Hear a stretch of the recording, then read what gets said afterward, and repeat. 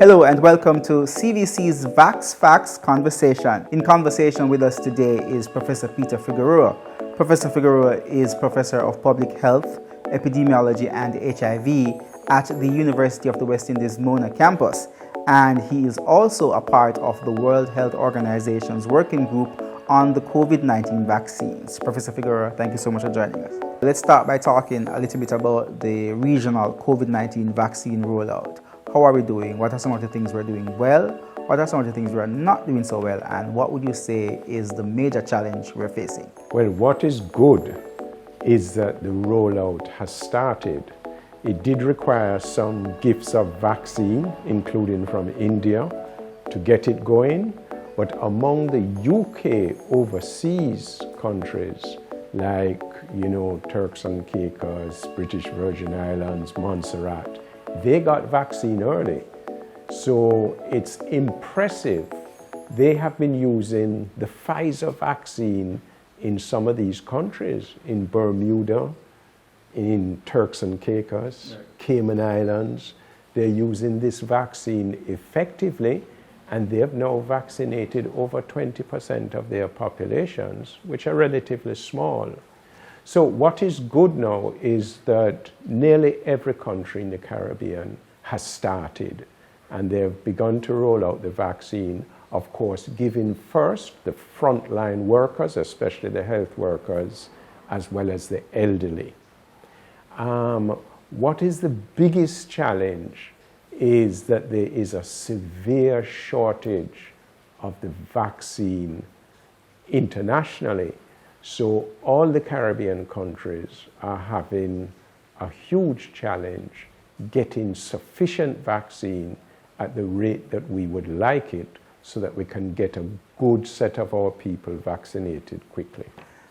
Now, Prof, the issue of blood clots with the AstraZeneca vaccine, that has dealt a blow to the regional rollout. How concerned should people still be about that side effect with the AstraZeneca vaccine and possible other side effects of the other vaccines? Yeah, well, with all vaccines, they undergo very careful testing in their development, and they undergo a number of trials. So for all of these vaccines, they were in phase 3 trials with between 30 to 40,000 persons, and they proved to be both effective and safe. Right. Now, as you roll out the vaccine and start giving millions of people, then you may see rare side effects that you always have to monitor for and investigate. So with the messenger RNA vaccines, when they were beginning to be rolled out in North America, they noticed a severe allergic reaction that occurred on the basis of maybe anywhere between 2 to 4 times every million doses. These were not seen in the vaccine trials, but this is why we always, when we're giving a vaccine, have adrenaline and an antihistamine available, ready medical support, so that you can respond to any emergency like a severe anaphylactic reaction. So for the messenger RNA vaccines, we say if you have a history of a severe adverse reaction, an anaphylaxis, then it's better not to take that vaccine. Right. Take like the AstraZeneca vaccine. Now, with the rollout of the AstraZeneca vaccine, they have observed a very rare form of blood clot, a number of cases, primarily in Germany and Europe.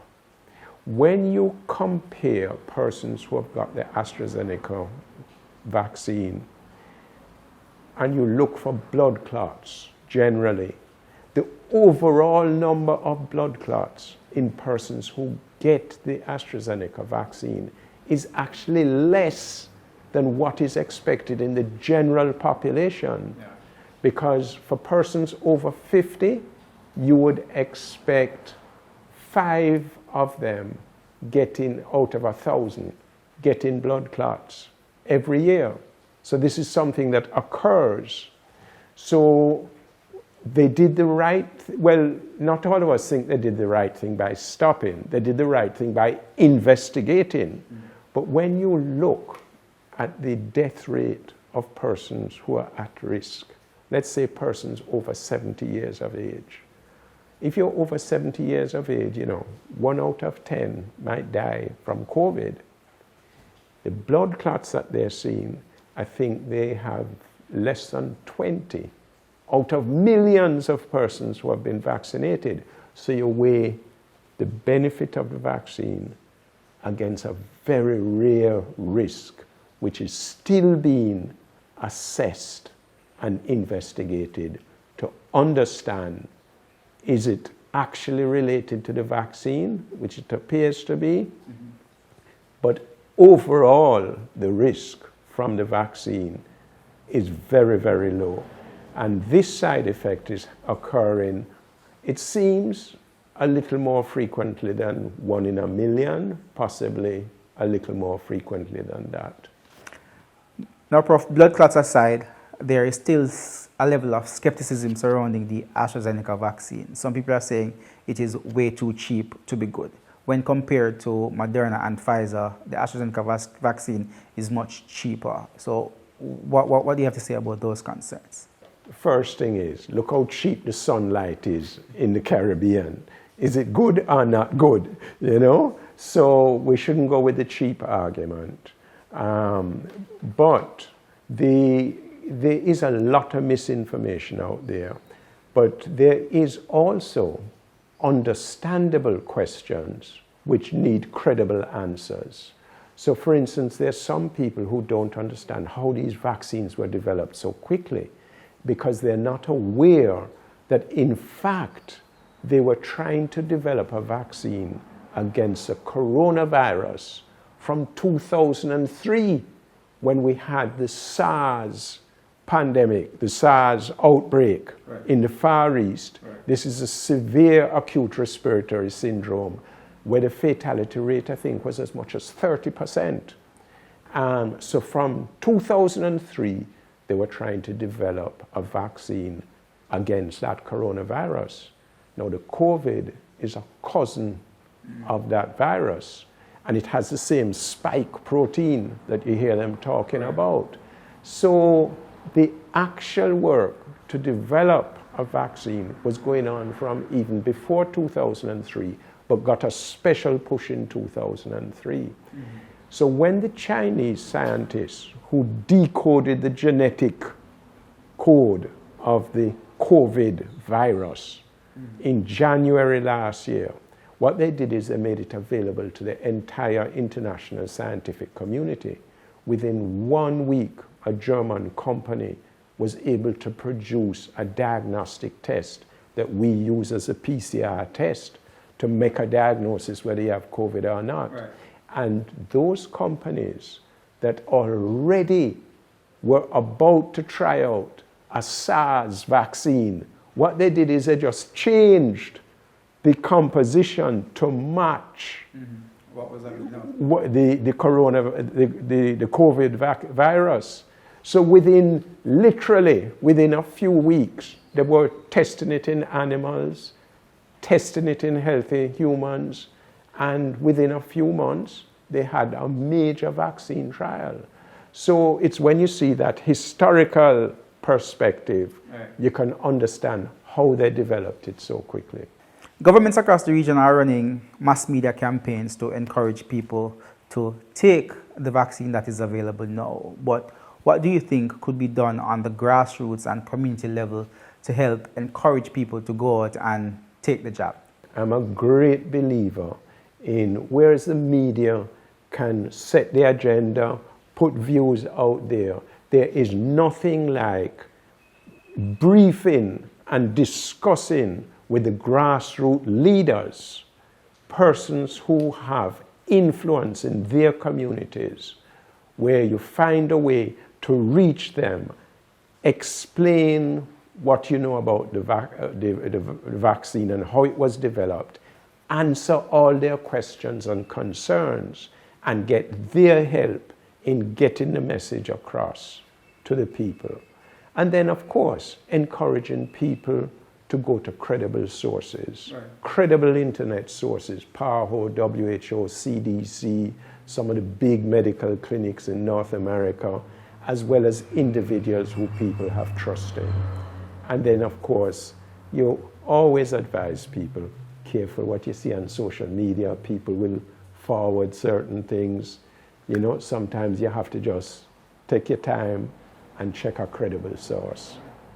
The issue of supply, accessibility, and availability is at the fore. We are seeing that India has cut back on their exports, and several richer countries are hoarding COVID-19 vaccines. How much of an impact do you think this is having and will have on the regional COVID-19 vaccine rollout? Well, it's having an impact right now, because we have to bear in mind that the capacity to produce vaccines globally has a limit. Usually, the capacity was identified at about 7.5 billion doses for the year. And this also came about because a lot of money was investigated early to beef up the capacity. We're not accustomed to trying to vaccinate every adult globally, right, which is billions of people. So from the beginning, there was a challenge. Luckily, WHO, Gavi, that's the Vaccine Alliance, and some other organizations and countries actually invested in the Access to COVID Tools Accelerator, including the COVAX, which is a COVID vaccine facility, to try and ensure that there was more access for the lesser developed countries. But there's a limit on how much vaccine is available. So I think our leaders have to speak up more. Countries like India, they agreed to set aside a lot of their manufacturing capacity to help support COVAX. And that is what they've been doing. Mm-hmm. But you can also understand they have over 1 billion people, and they are seeing a serious surge. So you have to understand if they say, well, no, we need a little more vaccine. Because they need to also take care of their people. For their people, exactly. But so I think we have to be patient, but we also have to have our leaders advocate strongly on behalf of our countries. So those countries that have managed to vaccinate their frontline essential workers, their health workers, their elderly, then I think they could continue to vaccinate their adult population, but at a pace which allows more countries to get vaccine, including Caribbean countries, so we could at least take care of our frontline health workers, essential workers, and elderly. Then they could finish off their population, and then we could get enough vaccine to finish off our population. Finally, Prof, we have seen the 4 major vaccines which have been approved so far: AstraZeneca, Moderna, Pfizer, and Johnson & Johnson being rolled out in North America and across the region. And we've seen several which are in the phase 3 trial stage, such as the one in Cuba. Now, from your vantage point as part of the World Health Organization's working group on the COVID-19 vaccines, how many other vaccines are on the horizon that will be approved soon that the Caribbean will be able to source? I think other vaccines, some are already available, but they haven't completed approval process from the regulatory agencies or WHO. The Russian vaccine, which seems very encouraging. It's done very creatively because it's like the AstraZeneca, but for the first dose, they use one vector to carry the vaccine, and for the second dose, they use a different vector. They did a similar thing for the Ebola vaccine that they developed, and which was also used in the Congo.